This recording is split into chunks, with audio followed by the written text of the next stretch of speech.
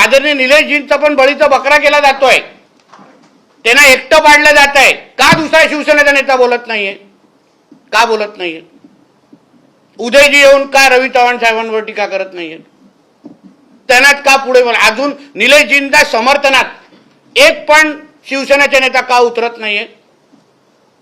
तिथे ते गुलाबराव पाटील कुठल्या तरी राज्यातल्या एका जिल्ह्याच्या शहराच्या नगरपालिकेमध्ये राणे साहेबांची कशी खिल्ली उडवते, तुम्ही खिल्ली उडवते, दाखवू का व्हिडिओ?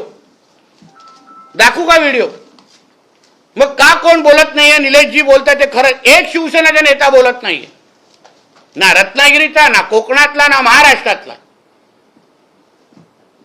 त्यांना का एकटं पाडलं जातंय? का नाही सपोर्टिंग?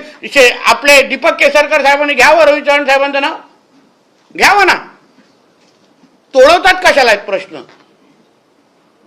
म्हणून या बाबतीमध्ये 2 तारखेनंतर जसं निलेशजी बोलले आहेत, आम्ही लोक आपण बसू, फडणवीस साहेबांबरोबर बसू, चव्हाण साहेबांबरोबर बसू, महायुती म्हणून ह्याच्यातून काय मार्ग निघतो आपण पाहू ना। सावंतवाडीसाठी काय तुमचा विकासाचा प्लॅन आहे हा विचारत नाही, इथे केस झाल्या तिथे केस, एवढंच इंटरेस्ट। आता आक्षेप आहे